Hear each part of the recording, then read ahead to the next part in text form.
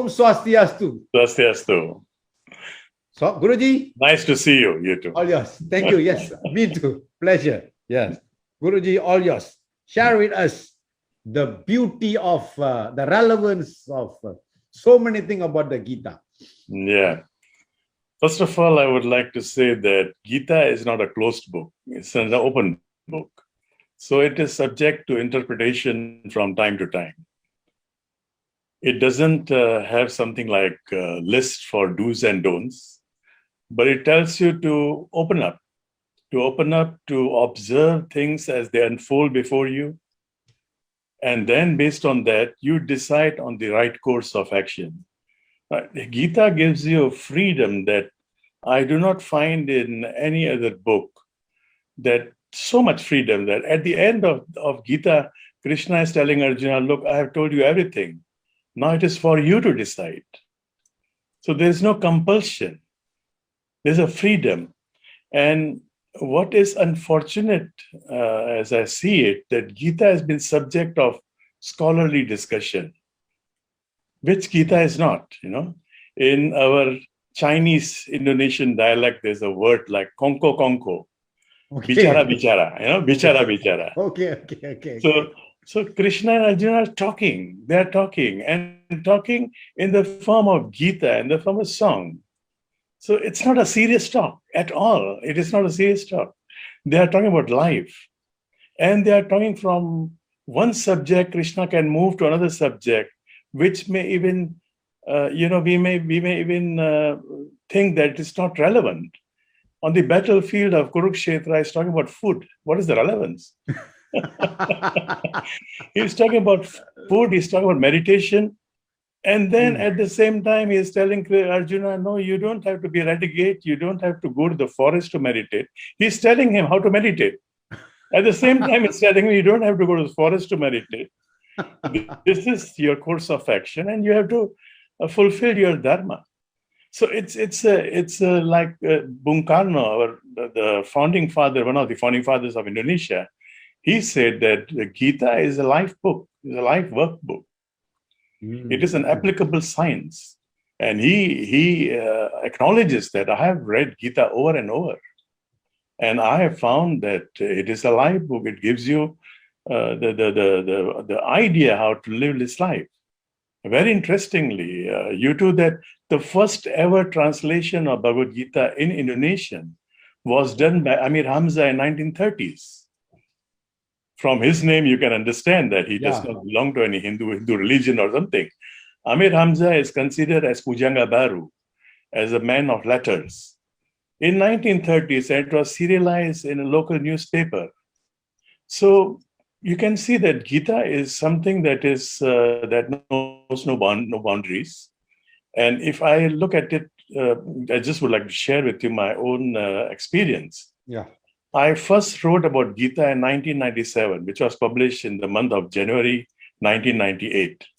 Bhagavad Gita bagi orang modern in Indonesian. Yeah? Meaning, Guruji? Bhagavad Gita for modern people. Okay. For people today, okay? Okay. So that revision of that book has happened 3-4 times, and I keep getting some new ideas. Of course, there's a basic theme, but I keep getting some new ideas, some new insights. And I have written 4 or 5 times on Gita. It has been published. My latest attempt, that's why the title that you said, my latest attempt is in English. This is will be in the pipeline. Bhagavad Gita yesterday, today, and tomorrow. Awesome. Because of the lockdown kind of situation, it has not gone to the press, but it should be going to the press next month and should be available by the end of next month. Looking forward. Yeah. So this is in English. And so my understanding of Gita is that the more you study it, the more insights you get. You cannot call Gita as a closed book. Okay, once I've interpreted Gita this way, this is going to remain there for the rest of the time until the end of the time. Gita is not such a text. It gives you the freedom to understand what is happening from time to time.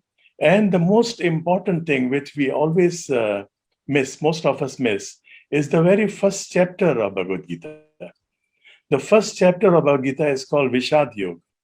And Vishad is despondency, helplessness. So even that helplessness is considered a yoga. We keep considering yoga as Hatha Yoga or Raj Yoga or whatever yoga. But for Gita, even your Vishad, my despondency, my helplessness can lead me to yoga, can lead me to the ultimate perfection, the ultimate union.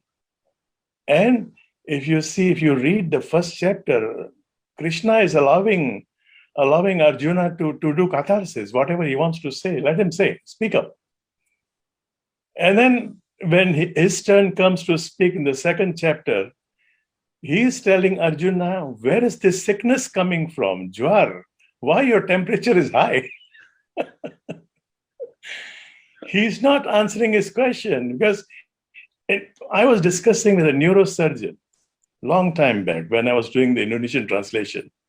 He says, all these symptoms given in the first chapter of Bhagavad Gita is a symptom of sickness. You are anxious, you are getting this kind of feelings and all that, all this is a psychological situation. So Krishna allows him to speak up, to throw out whatever he wants to throw out. And then he's telling Arjuna, you are sick. Simply, as simple as that, you are sick. Now let's see, how can we cure you? That was the most interesting part of Gita that I understand. And again, when you speak about Dharma, even Krishna says, I have come here to serve Dharma. There's a fight, a war between two cousins, Kauravas and Pandavas. Yeah. And even Pandavas were actually Kauravas. They all belonged to the same lineage, Kuruvansh. Yeah. They were also Kauravas, but they were called Pandavas. Okay, fine. Now, if you consider Kauravas, were all of them bad people? No. There are so many qualities, even in Duryodhana, which are praiseworthy. Yeah. And there are so many bad qualities, even among Pandavas. How can you keep gambling? You gamble, you lose, and you gamble again, and you put your wife. What kind of nonsense this is?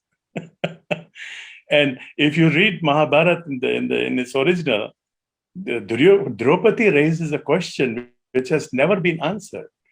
When she was being taken to the court, she was being humiliated.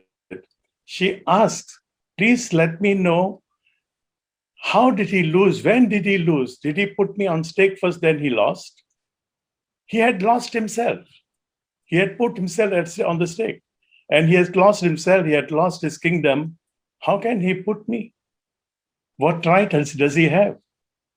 So Krishna is telling that I have come to serve Dharma, to protect Dharma. He does not identify himself with Dharma.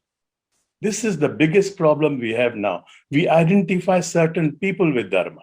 This man is Dharma. This man is going to save us. He is a savior. Krishna is not talking about savior. He's talking about serving the cause. And he's blank. He's very straight to the point with Arjuna that if you are going to run away, fine. I'll find somebody else. This show is not going to stop with you leaving the battleground. There will be somebody. He reminds him also very point blank that I am here not to protect you, not to fight for you. I am here to protect Dharma, to serve Dharma. So if you run away, fine, I'll find another actor. We tend to see Mahabharata as a black and white thing, so Kauravas are black, but there are so many shades of gray and so many hues. It's a very vast. Dharma being spoken, the second chapter has a different hue. Dharma being spoken, the fourth chapter has a different hue. And then yoga, when Krishna is talking about yoga here and there, he's meaning karma yoga. So we try to explain it. There are 4 types of yoga, but for Krishna, there are no 4 types of yoga. He says the best among men, the person that I really love, I really like, is one who is engaged in the work, in his task, and who is devoted, so engaged, devoted, and is jnani, a man of wisdom. He takes all yogas together. You cannot separate yoga. This is yoga of wisdom. This is yoga of karma. This is yoga of bhakti. No, Krishna does not separate it that way. All is yoga. All life is yoga. So, Guruji, I probably will not know what am I supposed to do, what is right, what is wrong. There's no black and white. So how do I mitigate a situation? Because I'm not told what to do exactly, what not to do, otherwise. True. Because Krishna is looking at life 5,000 years after his time, 10,000 years after his time, 20,000 years, maybe 100,000 years after his time. Everything is unfolding. Everything is expanding. Everything is expanding. We are expanding. Our knowledge is expanding. If we are given a list of do's and don'ts, it would be stale. By the end of 100 years, it would go stale. It would go stale. There's a beautiful saying among the Jains, the Jain Munis. They say any guru, his teaching maximum should last for 500 years. It cannot last more than that. And that was, say, 2,000 years ago, 2,500 years ago. So everything is unfolding. There's no such thing as what was yesterday was good, today it will be good. There are so many things in Mahabharata which we cannot do. Sorry, Guruji. So what I understand is what was relevant maybe 500 years ago, or maybe even 100 years ago, might not be relevant now. And what is relevant now might not be relevant 50 years from now. I don't know. Exactly. So it is evolving. Are we saying that, Guruji? Exactly. And that's why when our children, they go to school, the first thing we teach our children is Om Bhurbhuva Swaha Tat Savitur Varenyam Bhargo Devasya Dhimai. Please enlighten me so I can decide the course of action. What is right for me to do at a given time and what I should avoid. So it's a prayer for intelligence, prayer for viveka, prayer for the faculty of discretion to develop. It's not asking, tell me what to do, what not to do. Please enlighten me so I can decide my course of action. So these are two different things, like we cannot compare. It looks like drink, everything is drink, but one drink has a special benefit. The other drink could be having some other benefits. So we got really compare. So in other words, Gita is making you to evolve. Evolve, yes. Yeah. And that's why it is relevant. That's why it is still relevant, because it does not give you this kind of list which you cannot follow now, which you may not be able to follow. So how can I now take this Gita and say, okay, this was written thousands of years ago, and now I am now totally at a different time space. Yeah, how can I make that text relevant? The key is the first chapter. The first chapter has the key. If you read the condition of Arjuna, we all are facing that kind of condition. At one point of our life or another point, and now it's a collective thing. We are all anxious. We are all suffering from anxiety, during this COVID time and all that. But even business, even your profession, anything, there are times when you feel helpless. There are times when you feel challenged. There are times when we don't know what to do.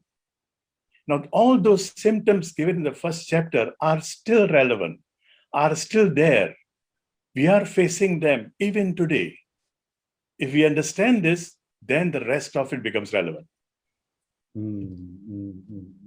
So how do I use the book now? So I have a situation, anxiety under this condition. So how do I use this book now? I read maybe, like I said, there is no black and white, and maybe my level of consciousness or my intelligence is not up to mark, for a lack of better word. So how can I use that book to solve my current situation or the challenges that I'm facing in my life? Understand my anxiety. We have to acknowledge I'm anxious, I'm stressed, I'm tensed. Forget positive thinking. Forget positive thinking. We have to agree first. We have to acknowledge. And this is the same message given by Buddha. Dukkha is dukkha. Don't capsulate it. Don't call it challenge. Dukkha. There's the very first thing Buddha said. You have to recognize that you are in problem. Patanjali's Yoga Sutra says the same thing. Klesha. You're affected by problem. If we don't understand we are in problem, then we cannot move forward. So we understand we are in problem. And why is this problem coming? And there Krishna comes up. Okay, why your problem has come? What is bothering you? What is bothering you? Now, what is bothering Arjuna at that time in the second chapter is the quintessence. It is the entire Bhagavad Gita is nutshelled in the second chapter. And if you read the second chapter, so the rest of the chapter from chapter 3 to chapter 18, it's an elaboration upon the second chapter. And perhaps there are many books. There's a book written by somebody, I forgot his name. He calls it Bhagavad Gita as it was. And he selects only 100 verses from the first and second chapter. And he says, this is the gist of Gita, and this is the gist of Gita. So then he makes Arjuna understand what is your problem.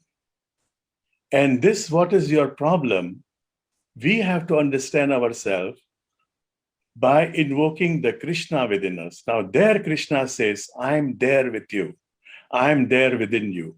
There's a thin voice, the inner voice within you, you too, within me. That inner voice, we have to connect ourselves with that. We have to listen to that voice. And that voice is going to guide you, that Krishna within you. Now we are personifying Krishna as a personal God. He is not. Krishna is telling you to Arjuna, I'm you. Among the Pandavas, I'm you. Among the Vrishnis, I am Krishna. Among the men of letters, I am Vyasa, the one who is writing this. So he's trying to tell us that I am within you, within each one of you. You just have to connect with me.